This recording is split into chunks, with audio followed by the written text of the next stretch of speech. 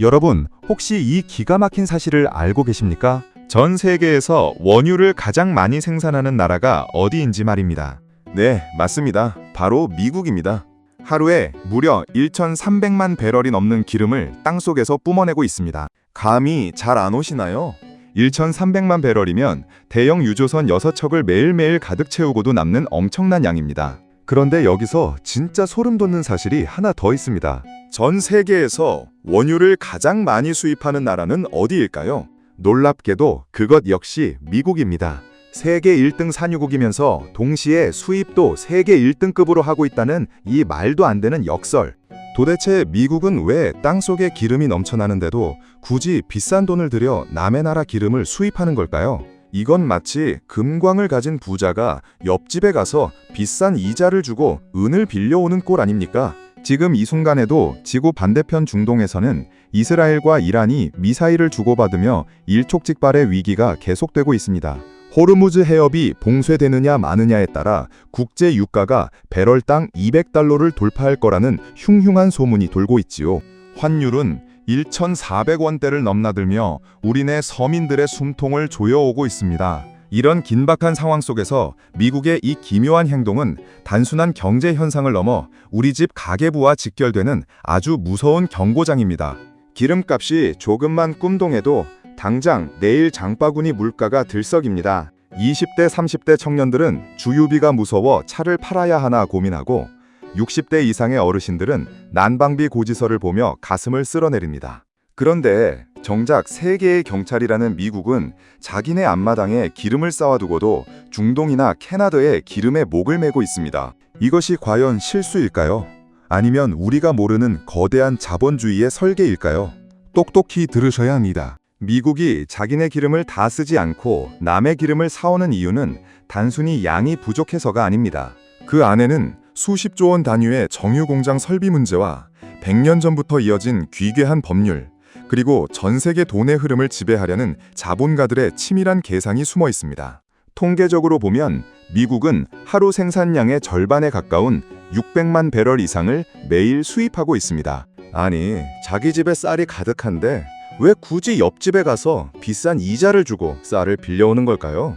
그 비밀을 알게 된다면 여러분은 전 세계 경제의 흐름을 꿰뚫는 눈을 갖게 되실 겁니다. 단순히 뉴스에서 떠드는 표면적인 이야기가 아니라 돈의 흐름이 어떻게 우리를 지배하는지 그 냉혹한 진실을 하나하나 파헤쳐 보겠습니다. 이 이야기가 여러분의 생존과 자산을 지키는데 도움이 된다고 생각하신다면 댓글로 숫자 1번을 남겨주세요. 구독과 좋아요도 대한민국 경제의 진실을 파헤치는 저희 채널에 큰 힘이 됩니다. 그럼 바로 이야기 이어가겠습니다. 자, 이제 본격적으로 이 미스터리를 풀기 위해 석유라는 녀석의 속사를 아주 신박하게 들여다봐야 합니다. 여러분은 석유하면 그저 시커먼 액체라고만 생각하시겠지만 사실 석유도 다 같은 석유가 아닙니다. 아주 쉽게 비유를 해볼까요? 석유 시장에는 막걸리와 청주가 있습니다. 땅속 깊은 곳에서 얼마나 오랫동안 그리고 얼마나 뜨거운 열기를 견디며 숙성되었느냐에 따라 기름의 성격이 완전히 달라집니다. 전문가들은 이를 두고 중질류와 경질류라고 부릅니다. 중질류는 말 그대로 무거운 기름입니다. 끈적끈적하고 색깔도 아주 새까맣지요. 불순물도 많고 황성분이 가득해서 그냥 쓰면 기계를 다 망가뜨립니다. 비유하자면 찌꺼기가 많은 막걸리 같은 녀석입니다. 반대로 경질류는 가볍고 투명합니다. 불순물이 적어서 조금만 정제해도 값비싼 휘발유나 항공유가 펑펑 쏟아져 나옵니다. 기름 중에서도 아주 고급인 청주 같은 존재입니다. 그런데 여기서 미국의 축복이자 저주가 시작됩니다. 소위 방장 사기맵이라고 불리는 미국 땅에서는 이 최고급 경질류가 그야말로 화수분처럼 쏟아져 나옵니다. 텍사스산 원유, 즉 WTI로 대표되는 이 기름들은 세계에서 가장 품질이 좋기로 유명합니다. 특히 최근 쉐일 혁명으로 뽑아내는 쉐일 오일은 초경질류라고 불릴 만큼 가볍고 깨끗합니다. 마치 맑은 샘물이 땅에서 솟구치는 것과 같습니다. 반면 미국의 이웃 나라들을 볼까요? 캐나다나 베네수엘라에서 나오는 기름은 모래에 섞여 있거나 진흙처럼 끈적거리는 초중질류입니다. 채굴하기도 힘들고 정제하는 데는 엄청난 돈이 들어갑니다. 그렇다면 상식적으로 생각했을 때 미국은 자기네 땅에서 나오는 좋은 기름만 써서 휘발유를 만들면 되는 것 아니겠습니까? 좋은 원료로 좋은 물건을 만드는 게 당연하니까요. 하지만 자본주의는 그렇게 낭만적으로 돌아가지 않습니다. 미국이 이 좋은 기름을 놔두고 굳이 질 나쁜 남의 나라 막걸리 기름을 찾는 이유, 그 뒤에 숨겨진 정유 공장의 연금술을 알아야 합니다. 중질유는 다루기 힘들지만 대신 가격이 저렴합니다. 자본가들에게는 이 가격 차이가 곧 마진이고 권력이었습니다. 미국은 이미 수십 년 전부터 이 싼 기름을 가져다가 비싼 기름으로 바꾸는 거대한 기계를 만들어 버렸습니다. 그 기계가 이제는 너무 커져서 미국산 좋은 기름을 넣으면 오히려 고장이 나는 기막힌 상황이 벌어진 겁니다. 데이터에 따르면 미국의 정유시설 중 약 50% 이상이 중지류를 처리하도록 설계되어 있습니다. 이 공장들에 맑은 경질유만 넣으면 어떻게 될까요? 공장 가동 효율이 떨어지고 설비에 압력이 가해져 오히려 손해가 발생합니다. 즉, 미국은 지금 최고급 한우를 가지고 있으면서도 주방에는 오직 돼지 껍데기만 요리할 수 있는 솥밖에 없는 셈입니다. 이 기막힌 불일치가 미국의 수입량을 결정짓는 핵심 열쇠입니다. 여러분, 위스키만 마시고 살 수 있습니까? 아무리 비싸고 좋은 술이라도 때로는 시원한 맥주 한 잔이 필요하고 배를 채워줄 밥이 필요합니다. 석유도 마찬가지입니다. 우리 사회가 돌아가기 위해서는 자동차에 넣는 맑은 휘발유만 필요한 게 아닙니다. 거대한 유조선을 움직이는 묵직한 벙커유도 필요하고 우리가 밟고 다니는 도로를 포장하는 시커먼 아스팔트도 반드시 필요합니다. 그런데 미국 땅에서 나오는 그 좋은 경질유로는 이 아스팔트나 중유를 만들기가 쉽지 않습니다. 원료 자체가 너무 가벼워서 무거운 작품을 뽑아낼 찌꺼기가 거의 나오지 않기 때문입니다. 즉, 최고급 고기만 가득한데 정작 구수한 된장찌개를 끓일 고기 뼈다귀가 없는 꼴입니다. 국가 전체의 산업 인프라를 유지하기 위해서는 질 낮고 무거운 기름인 중질유가 반드시 일정 비율 이상 섞여야만 합니다. 여기에 정유 산업의 잔혹한 수익 구조가 결합합니다. 정유 회사는 자선단체가 아닙니다. 일 전이라도 더 싼 재료를 사서 일 전이라도 더 비싼 제품으로 만들어 팔아야 살아남습니다. 경질유는 원가 자체가 비쌉니다. 배럴당 가격이 중질유보다 보통 5달러에서 10달러 이상 높게 형성됩니다. 반면 중질유는 정제하기 힘들다는 이유로 시장에서 헐값에 거래됩니다. 똑똑한 정유사들은 깨달았습니다. 비싼 경질유만 100% 넣어서 공장을 돌리는 것보다 싼 중질유를 사와서 자기네 경질유와 적절히 섞어 쓰는 게 마진이 훨씬 좋다는 사실을 말입니다. 정제 수율이라는 측면에서 보았을 때 미국식 복합 정제 마진은 경질유와 중질유의 혼합 비율이 최적일 때 극대화됩니다. 결국 미국은 자기네 땅에서 쏟아지는 명품 기름은 비싼 가격에 유럽이나 아시아로 수출해 달러를 벌어들입니다. 실제로 미국의 원유 수출량은 하루 400만 배럴을 넘어서고 있습니다. 그리고 그 빈자리를 캐나다나 중남미에서 가져온 싸구려 중질유로 채웁니다. 이것이 바로 미국의 에너지 제국이 유지되는 비결입니다. 겉으로는 모순처럼 보이지만 그 안에는 철저하게 계산된 이윤 극대화의 논리가 숨어 있습니다. 미국은 결코 기름이 부족해서 수입하는 게 아닙니다. 더 큰 돈을 벌기 위해 기름을 바꾸어치기 하고 있는 것입니다. 우리가 마트에서 비싼 한우를 팔고 그 돈으로 싼 수입산 삼겹살을 사 먹으며 남는 돈을 저축하는 것과 같은 이치입니다. 다만 그 규모가 수조 원, 수십조 원 단위라는 점이 다를 뿐입니다. 이 거대한 자본의 게임에서 미국은 절대로 손해보는 장사를 하지 않습니다. 하지만 이야기는 여기서 끝나지 않습니다. 우리가 진짜 주목해야 할 부분은 미국이 왜 이런 기형적인 구조를 가질 수밖에 없었는지 그 역사적 배경입니다. 때는 1970년대 전 세계를 공포로 몰아넣었던 오일 쇼크 시절로 거슬러 올라갑니다. 당시 미국은 중동 산유국들의 석유 무기화 전략에 무참히 무너졌습니다. 주유소마다 줄이 길게 늘어서고 경제 성장률은 곤두박질 쳤지요. 당시 미국의 정치가들과 경제학자들은 아주 비관적인 전망을 내놓았습니다.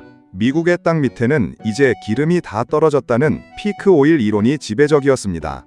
이제 미국은 영원히 기름을 수입해서 써야만 하는 처지가 될 것이라고 믿었습니다. 그래서 당시 미국 멕시코만 연안에 지어진 거대한 정유단지들은 애초에 미국산 기름이 아닌 수입산 원유를 처리하기 위해 설계되었습니다. 특히 중동이나 중남미에서 들어오는 질 낮고 황 성분이 많은 중진류를 수십조 원을 들여 지어버린 겁니다. 경질류를 정제하는 공장과 중질류를 정제하는 공장은 설계부터가 완전히 다릅니다. 중질류 공장은 불순물을 제거하기 위해 훨씬 더 고온과 고압을 견뎌야 하고 특수 합금으로 만들어진 거대한 설비들이 필요합니다. 한번 지어진 정유 공장은 수십 년을 돌아갑니다. 이 셔틀들을 뜯어 고치는 데는 천문학적인 비용이 들기 때문에 미국의 정유사들은 자신들의 설비에 맞는 기름을 끊임없이 찾아 헤맬 수밖에 없었습니다. 그런데 2010년대 들어 예상치 못한 반전이 일어났습니다. 바로 셰일 혁명입니다. 기름이 다 떨어진 줄 알았는데 기술이 발전하면서 땅속 깊은 곳에 숨겨진 셰일 가스와 셰일 오일이 폭발적으로 터져나온 겁니다. 미국은 하루아침에 세계 최대 산유국이 되었습니다. 하지만 문제가 생겼습니다. 쏟아져 나오는 기름은 너무나 깨끗한 초경질류인데 미국의 공장들은 여전히 더러운 중질류만 처리할 수 있는 옛날 기계들이었던 겁니다. 이것은 경로 의존성이라는 경제학 용어로 설명됩니다. 이미 깔아놓은 철길이 아까워서 더 좋은 기차가 나와도 옛날 철길에 맞는 기차만 계속 쓰는 꼴입니다. 미국의 정유 인프라는 과거의 공포가 남긴 유산이며 이제는 거대한 족쇄가 되어 미국의 발목을 잡고 있습니다. 셰일 오일이 쏟아져도 정작 미국 내 정유 공장들은 이 귀한 기름을 제대로 소화하지 못하는 웃지 못할 비극이 시작된 겁니다. 상상해 보십시오. 최고급 한우가 산더미처럼 쌓여 있는데 여러분의 주방에는 오직 거친 돼지 껍데기만 요리할 수 있는 특수 솥밖에 없는 상황을 말입니다. 한우를 그 솥에 넣고 돌리면 고기는 다 타버리고 공장은 고장이 납니다. 이것이 바로 2026년 현재 미국의 정유 산업이 마주한 비참한 현실입니다. 이미 깔아놓은 중진류 전용 인프라가 너무나 거대해서 이를 경진류용으로 뜯어 고치는 데는 수백조 원의 돈과 수십 년의 시간이 필요합니다. 정유사들 입장에서는 굳이 그 큰 돈을 들여 공장을 고칠 이유가 없습니다. 왜냐하면 지금의 구조가 돈을 더 잘 벌어다 주기 때문입니다. 결국 미국은 울며 겨자 먹기로 자기네 땅에서 나오는 귀한 셰일 오일을 배에 실어 유럽이나 아시아로 수출합니다. 그리고 정작 자기네 공장을 돌리기 위해 베네수엘라나 캐나다에서 끈적거리는 중지류를 계속해서 수입해 옵니다. 이 과정에서 발생하는 물류비와 수수료는 고스란히 소비자들의 몫입니다. 미국의 석유 기업들은 이 구조를 바꾸고 싶어 하지 않습니다. 이미 구축된 시스템 안에서 중질류와 경질류의 가격 차이를 이용해 막대한 이득을 취하고 있기 때문입니다. 데이터를 보면 멕시코만 인근의 정유 공장 정제 마진은 수입 중질류 가격이 낮을수록 치솟는 경향을 보입니다. 베네수엘라의 초중질류는 미국의 정유 산업에 있어 마약과도 같은 존재였습니다. 가격은 싸지만 품질이 낮아 정교한 기술력이 필요한 그 기름을 미국 공장들은 지난 수십 년간 아주 맛있게 먹어치웠습니다. 미국과 베네수엘라가 정치적으로는 원수처럼 싸우면서도 경제적으로는 쉽사리 연을 끊지 못했던 이유가 바로 이 기름의 궁합 때문이었습니다. 하지만 자본주의의 욕망은 항상 예상치 못한 적을 만납니다. 정치적 이념과 경제적 실리가 충돌하기 시작한 것이지요. 미국의 공장들이 베네수엘라산 진흙기름에 완벽하게 길들여져 있을 때 베네수엘라에서는 우고 차베스라는 강력한 반미 지도자가 등장합니다. 그는 미국의 뒤통수를 치며 석유를 국유화해버렸고 미국의 정유사들을 쫓아냈습니다. 돌아올 수 없는 강을 건너버린 미국의 정유 공장들은 이제 굶어 죽을 위기에 처했습니다. 그들이 찾은 새로운 구원투수는 과연 누구였을까요? 이 기막힌 에너지 전쟁의 다음 장은 더욱 잔혹한 현실이 기다리고 있습니다. 베네수엘라라는 거대한 공급처가 우고 차베스의 등장으로 패닉에 빠졌습니다. 공장 가동을 멈추는 것은 곧 파산을 의미했으니까요. 그때 미국의 눈에 들어온 나라가 바로 가장 안전한 이웃인 캐나다였습니다. 캐나다 엘버타주에는 오일샌드라고 불리는 기막힌 보물이 묻혀 있었습니다. 이름 그대로 모래에 기름이 섞여 있는 형태인데 이게 정제하고 나면 베네수엘라산 기름 못지않게 끈적거리는 초중질류가 됩니다. 캐나다의 오일샌드 매장량은 약 1,700억 배럴로 사우디아라비아에 이어 세계 3위 수준입니다. 미국 입장에서는 천군만마를 얻은 격이었습니다. 정치적으로 불안한 중동이나 남미 대신 말이 잘 통하는 캐나다에서 기름수를 가져오면 되니까요. 미국은 즉시 캐나다와 손을 잡고 거대한 파이프라인을 깔기 시작했습니다. 이것이 바로 그 유명한 키스톤 엑셀 파이프라인 사업입니다. 캐나다의 진흙 기름물을 미국의 멕시코만 정유 공장까지 다이렉트로 쏴주는 에너지 고속도로를 닦으려 한 겁니다. 이 파이프라인의 길이는 무려 1,900km에 달합니다. 하지만 여기서 또 한 번의 충돌이 벌어집니다. 환경단체들과 정치권의 전전이 시작된 것이지요. 오일샌드는 추출 과정에서 환경오염이 극심합니다. 진흙에서 기름을 짜내기 위해 엄청난 양의 물과 에너지를 써야 하기 때문입니다. 이산화탄소 배출량이 일반 원유보다 서너 배나 많습니다. 미국 민주당과 공화당은 이 파이프라인을 두고 10년 넘게 피 터지는 전쟁을 벌였습니다.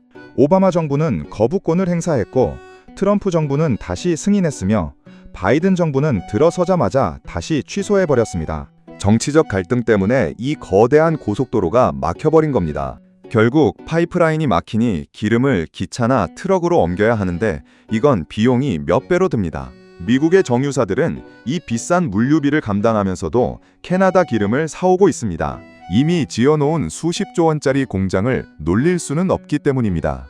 2026년 현재 캐나다는 미국의 원유 수입량 중 60% 이상을 차지하는 최대 공급국이 되었습니다. 자, 이제 많은 분이 궁금해하시는 쉐일 혁명의 뒷이야기를 아주 신랄하게 해보겠습니다. 미국이 쉐일 오일을 펑펑 뽑아내면서 에너지 독립을 선언했다고 뉴스에서 대대적으로 보도했었지요. 2010년대 중반 미국은 드디어 사우디아라비아와 러시아를 제치고 세계 최대 산유국 자리를 탈환했습니다. 명실상부한 방장의 귀환이었습니다. 그런데 왜 미국의 주유소 기름값은 여전히 비싸고 미국은 여전히 수입국 순위 상단에 이름을 올리고 있을까요? 그 비밀은 쉐일 오일의 분자 구조에 있습니다. 쉐일 오일은 너무나 맑고 가볍습니다. 석유학자들은 이를 LPI, 즉 초경질유라고 부릅니다. 문제는 우리 사회가 이 맑은 기름만으로는 돌아가지 않는다는 겁니다. 앞서 말씀드린 대로 도로를 깔 아스팔트도 만들어야 하고 큰 배를 돌릴 묵직한 벙커 슈유도 뽑아야 합니다. 쉐일 오일만 넣으면 이런 찌꺼기 성분이 거의 나오지 않습니다. 더 큰 문제는 미국의 정유 공장들이 이 쉐일 오일을 소화하지 못한다는 겁니다. 쉐일 오일은 휘발성 가스 성분이 너무 많아서 기존의 중진료 전용 공장에 넣으면 설비의 압력을 견디지 못하고 터져버릴 위험이 있습니다. 즉, 미국은 지금 최고급 올리브유는 넘쳐나는데 정작 공장 주인들은 시커먼 돼지 기름만 원하고 있는 귀괴한 불일치 상황에 놓여 있습니다. 결국 미국은 쉐일 오일을 뽑는 족족 항구로 가져가 유조선에 실어 나릅니다. 유럽과 아시아가 이 깨끗한 미국 기름을 비싼 값에 사갑니다. 그리고 미국은 그 판돈을 들고 다시 캐나다나 중동에서 끈적거리는 중진류를 사옵니다. 원유를 팔아서 다시 원유를 사는 이 기막힌 거래. 이것은 경제적 효율성을 따지는 자본주의가 만들어낸 가장 정교하고도 아이러니한 시스템입니다. 데이터에 따르면 미국은 매일 수백만 배럴의 셰일 오일을 수출하면서 동시에 비슷한 양의 중진류를 수입하고 있습니다. 미국 시민들은 자기네 동네 뒷마당에서 기름이 솟구치는 걸 보면서도 수입산 기름값이 반영된 비싼 휘발유를 넣어야 하는 허탈한 현실을 마주하고 있습니다. 여기서 우리는 미국의 지리적 한계와 100년 전의 낡은 법률이 만든 거대한 장애물을 마주하게 됩니다. 여러분, 미국의 지도를 머릿속에 그려보십시오. 미국 서부 캘리포니아 쪽에서도 중진류가 나옵니다. 공장이 몰려있는 남부 멕시코만으로 이 기름을 보내면 수입 안 해도 되지 않겠느냐고 생각하시겠지요. 하지만 여기에는 거대한 로키 산맥이 가로막고 있습니다. 산맥을 뚫고 수천 킬로미터 파이프라인을 연결하는 비용은 상상을 초월합니다. 그렇다면 배로 실어 나르면 어떨까요? 여기서 바로 존스법이라는 괴물이 등장합니다. 1920년에 만들어진 이 존스법은 미국 항구 사이를 오가는 배는 반드시 미국에서 지어야 하고 선원도 미국인이어야 한다고 규정하고 있습니다. 전 세계에서 가장 인건비가 비싼 미국 선원과 전 세계에서 건조 비용이 가장 비싼 미국 배를 써야만 한다는 뜻입니다. 실제로 텍사스에서 뉴욕으로 기름을 보내는 배송비가 사우디아라비아에서 뉴욕으로 기름을 가져오는 배송비보다 3배나 더 비쌉니다. 기가 막히지 않습니까? 내 물건을, 내 나라 물건을, 남의 나라 물건을 지구 반대편에서 가져오는 것보다 비싼 나라가 바로 미국입니다. 이 낡은 법 때문에 미국 동부와 남부의 공장들은 서부에 자기네 기름을 쓰느니 차라리 외국에서 사오는 걸 선택합니다. 결국 법과 지리가 결합하여 미국의 에너지 시장을 갈갈이 찢어 놓았습니다. 미국은 하나의 국가이지만 석유 시장만큼은 여러 개의 섬처럼 고립되어 있습니다. 정치인들은 노조의 표를 위해 존스법을 폐지하지 못하고 정유사들은 이익을 위해 수입 기름을 고집합니다.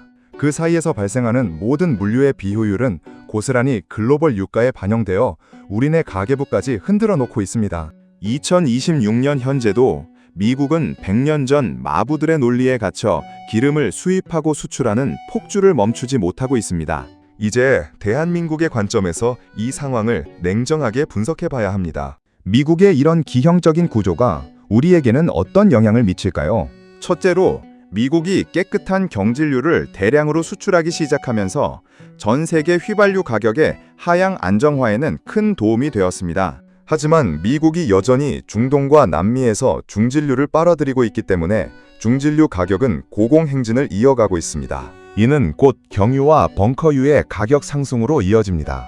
화물차를 운전하시는 사장님들이나 해운업에 종사하시는 분들의 고통이 가중되는 이유가 바로 여기에 있습니다. 미국이라는 거대한 공룡이 중진류 시장에 큰 손으로 군림하고 있는 한 우리가 쓰는 경유값은 쉽게 내려가지 않을 겁니다. 둘째로 미국의 에너지 전략은 철저하게 자국의 이익에 맞춰져 있습니다. 전쟁이 터져 유가가 오르면 미국은 수출을 중단하고 자국 우선주의로 돌아설 준비가 언제든 되어 있습니다. 실제로 최근 미국 대선 전국에서도 에너지 안보가 핵심 쟁점이 되었습니다. 미국이 기름을 많이 생산한다고 해서 우리가 안심할 수 없는 이유입니다. 또한 미국의 존스법이나 파이프라인 갈등 같은 내부 정치 상황이 꼬일 때마다 국제 유가는 요동칩니다.